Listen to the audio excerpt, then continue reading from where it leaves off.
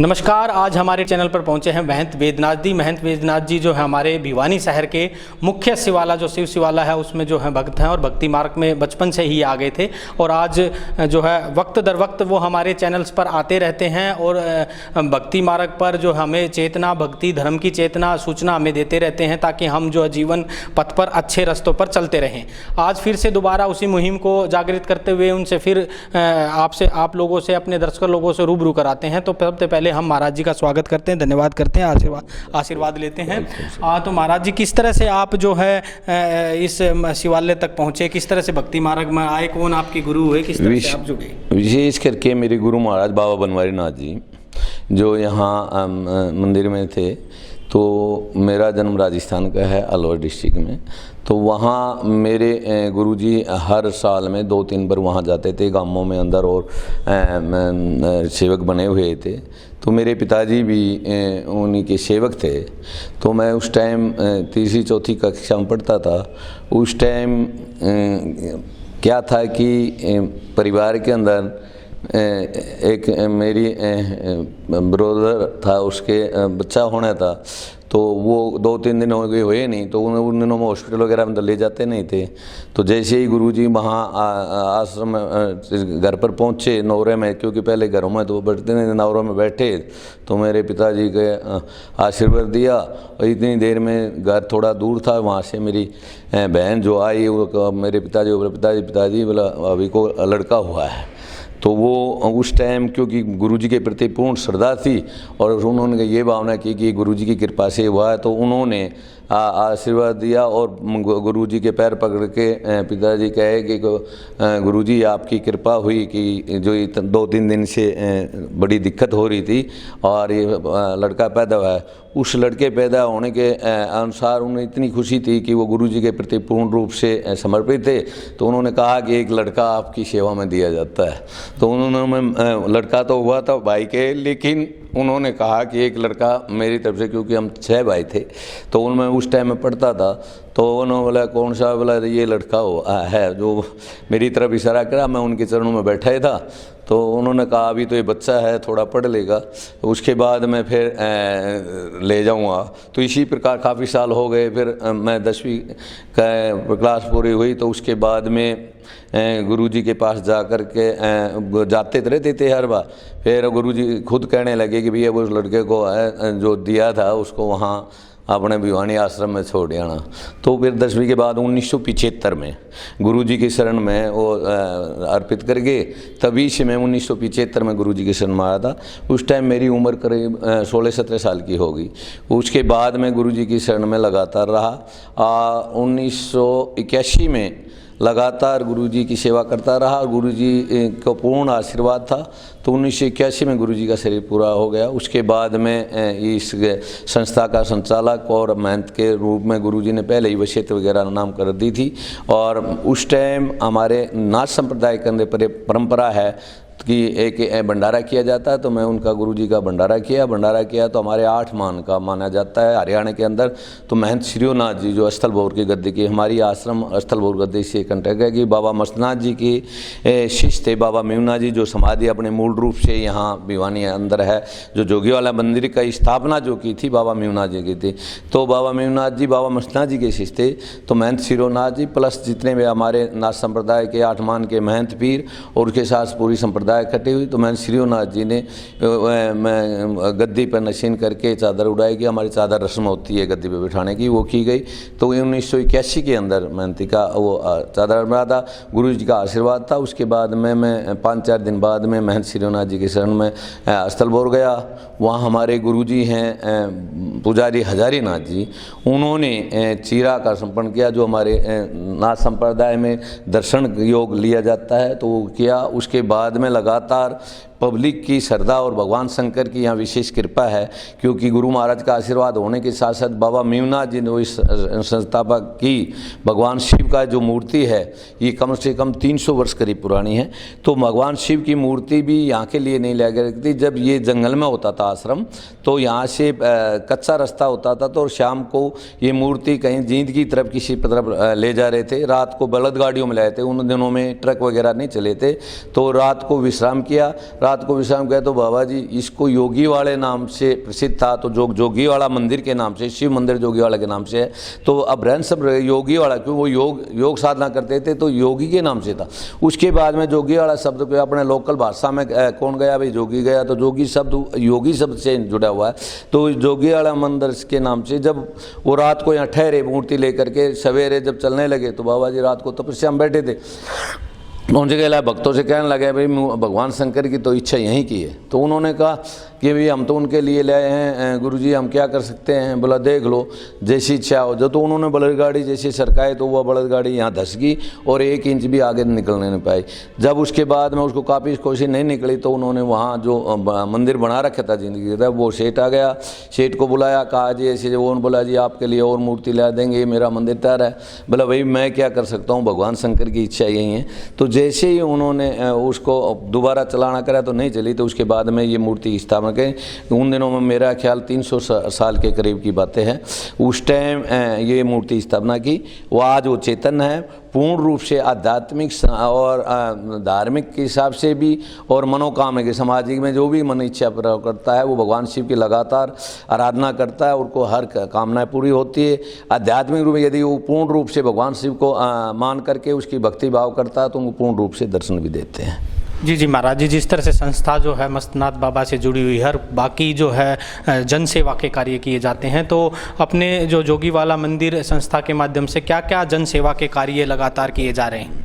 विशेष करके सबसे पहले क्या था कि पहले तो जंगल में था, भिक्षा पात्र का वो होता था कि हमारे पाने के अंदर मोहल्ले के अंदर से भिक्षा पात्र लेते थे, घी वगैरह दूध वगैरह सब रहा। धीरे धीरे टाइम का बदलाव हुआ, पब्लिक का फैलाव हुआ और शहर ज़्यादा होकर। उसके बाद में गुरुजी ने यहाँ उनसे पहले हमारे गुरुजी बाबा मेवनाथ जी थे, उसके बाद में बाबा रामनाथ जी हुए, फिर बाबा केदारनाथ जी, फिर गंगानाथ जी, फिर भोलानाथ जी, फिर प्रतापनाथ जी। उनके बाद में गुरु बाबा बनवारी नाथ जी मेरे गुरु जी थे साधु। तो उन्होंने लगातार इसकी तप और तपस्या करते हुए सुचारू रूप से चलाते रहे। उसके बाद में गुरुजी ने मेरे सिर पे हाथ रख कर के आशीर्वाद दिया, तो इसका सारा फैलाव करके दोबारा से सारे जितने भी व्यवस्था थी उसको ढंग से बनवा करके दोबारा से सेट किया। और यहाँ विशेष करके भक्तों की बहुत बड़ी श्रद्धा है। वो जैसा भी यहाँ किसी को ना तो कहने की ज़रूरत है, ना कोई नियम से कहा कि अपने नियम से आते हैं जाते हैं, किसी प्रकार का नशे विषय की और नहीं, पूर्ण रूप से निस्वार्थ भावना से सेवा करते हैं। और आज तक किसी सेवक को ये नहीं कहना पड़ा कि भाई ये कार्य करना है, कार्य चालू कर गया सेवक देगे या मंदिर में जो चढ़ा उससे लगातार करते रहे। तो ये मंदिर का पूर्ण निर्माण दोबारा से सारा किया का पूरे आश्रम का। पहले ये जो सरोवर था जोगी वाला जोड़ के नाम से, ये बिल्कुल गंदा कच्चा था, इसमें गंदगी वगैरह फैलाव हो गई थी। वो धीरे धीरे संकल्प हुआ कि भाई इसको ठीक करके अब वो पक्का सरोवर बना दिया और पूरे पेड़ पौधे लगाकर पर्यावरण के हिसाब से पब्लिक जितनी आती है ताकि शुद्ध वातावरण रहे, चित्तवृत्ति शुद्ध रहे, क्योंकि वायुमंडल जैसा हमारा शुद्ध होगा उतना ही मन और चित्तवृत्ति शुद्ध रहेगी।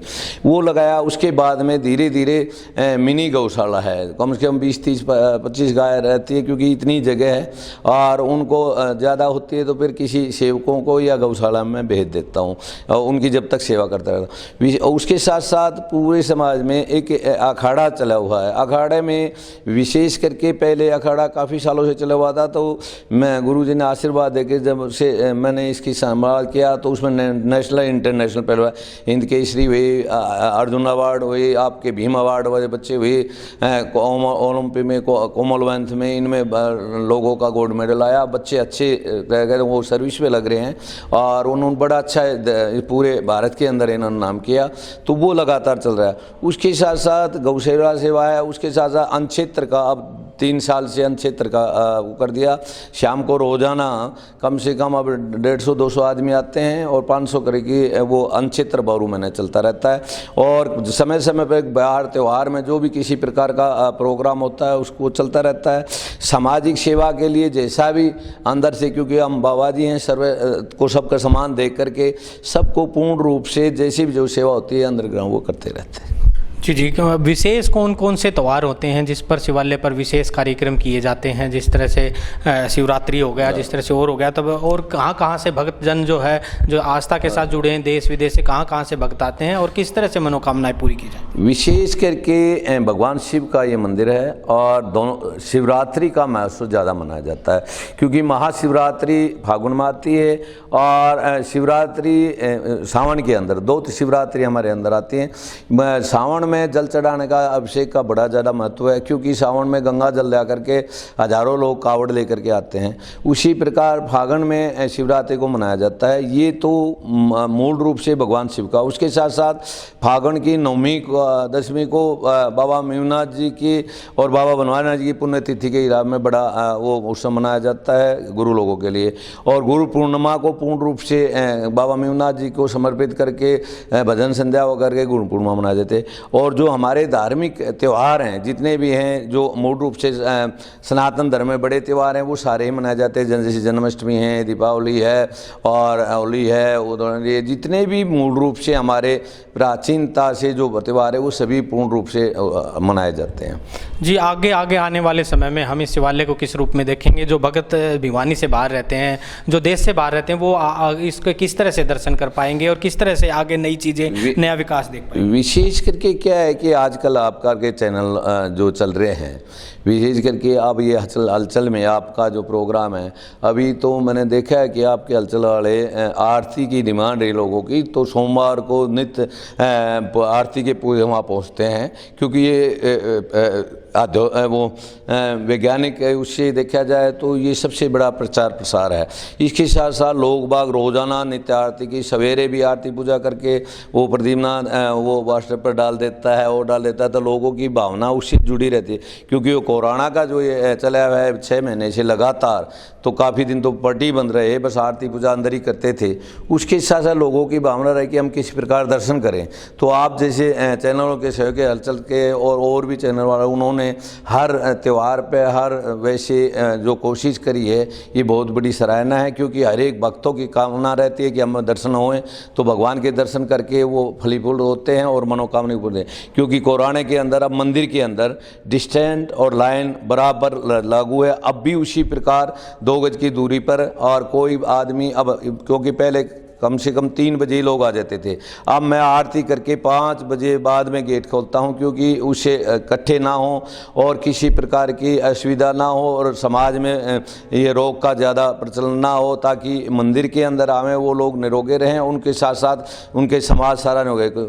हर लोग को सैनिटाइज के हिसाब से वहाँ लगाया हुआ है, साबुन रखा हुआ है, हाथ धो करके चलते हैं। उसके साथ साथ लाइन में 2 गज की दूरी पर निशान बनाए हुए हैं, उस पर खड़े होकर के दर्शन करते हैं। उसके साथ साथ पहले तो माताएं और ये कीर्तन वगैरह करती थी 3-3 घंटे 2-2 घंटे लगातार, शाम और सवेरे 4 से 6, 7, 8 बजे तक, फिर शाम को 2, 3, 4, 5, 8 बजे तक चलता था। वो सब अब बंद कराया हुआ है। वो कारण क्या है कि कोरोना की जो बीमारी चली हुई, इसको डिस्टेंस में रखते हुए अब खाली दर्शन मात्र करके और लोग बाग आदान करके, मैं उनको यही कहता हूँ भाई घर जा करके अपनी भक्ति भाव से जो पाठ पूजा करनी है वो पूर्ण रूप से घर कर लें और मंदिर के अंदर उसी तरह डिस्टेंस रखता है। जी जी। कोरोना जो एक महामारी पूरे विश्व में जो फैली हुई है, उसके बारे में आप अपने भक्तों को किस तरह से क्या संदेश देंगे? कोरोना के बारे में तो विशेष करके ये है कि जिस प्रकार हमारे लॉकडाउन में जो नियम शेम लगाए थे, लॉकडाउन एक बीमारी दूर करने के लिए वो एक अभ्यास है। जिस प्रकार हमारे फौज के अंदर ट्रेनिंग होती है 9 महीने की, और उसके हमारा रहनी सहनी अभ्यास करना शारीरिक रूप से वो सारा होता है, उसी प्रकार देश के अंदर मैं कहता हूँ कि सरकार लगाओ, प्रधानमंत्री लगा लो, इन्होंने जो नियम से में लगाया बड़े सोच समझ के किया। वो 3 महीने के अंदर जो लॉकडाउन किया गया था, उसमें हमें अभ्यास करना था कि अलग दूरी बना कर रहना है, परिवार में भी दूर रहना है, उसके साथ साथ मुंह पर मास्क लगाना है, उसके साथ साथ सैनिटाइज करके, और वो जो नियम से मिला उनको लागू करते हुए हमारा कार्य करें, ताकि अभी उसकी बीमारी जब दूर होगी, जब ये जो नियम से हम नहीं रहेंगे तो ये दूर नहीं होगा। तो मैं सभी को यही कहना चाहता हूँ कि जिस प्रकार पहले से आप रह रहे हैं लॉकडाउन के, उसी प्रकार नियम संयम से मंदिरों में भी घरों में भी उसी प्रकार रहें, सभी मास्क लगाएं, सभी अपने सैनिटाइज से हाथ वगैरह धोएं, घर में आकर के ये मास्क हटा करके बाथरूम में जा करके नहा धो करके कपड़े बदल के घर में रहें, क्योंकि ये बड़ी बीमारी है। इसमें कीटाणु ऐसे हैं वो फैल जाते हैं। वो एक छूत की बीमारी जैसे हमारे पहले कहते थे ने, वो है। हाथ ना मिलाए, किसी से नमस्कार करनी है तो कोई हमारी पद्धति है कि हम सबको, बड़े को छोटे को नमस्कार करके परमात्मा का नाम लेके अनुरोध करके हाथ जोड़ के दूर से डिस्टेंस रखे। उसके साथ साथ मास्क लगा करके हाथ धो कर घर में रहे। उसके साथ साथ मंदिर में भी इसी प्रकार का सिस्टम चला हुआ है और घरों में भी ये चले। मेरे यही सबसे अनुरोध है। जी, ये थे हमारे साथ भिवानी से वाला मंदिर से महंत वेदनाथ जी। और दर बदर समय समय हम अपने दर्शकों को जो है उनसे मिलाते रहते हैं। जो अपडेट है, यहाँ की जो सूचनाएं हैं, जो आरती हैं, वो आप लोगों तक हमारे यूट्यूब व फेसबुक के माध्यम से दिखाते रहते हैं और आगे भी हम ये अपडेट आप लोगों को दिखाते रहेंगे।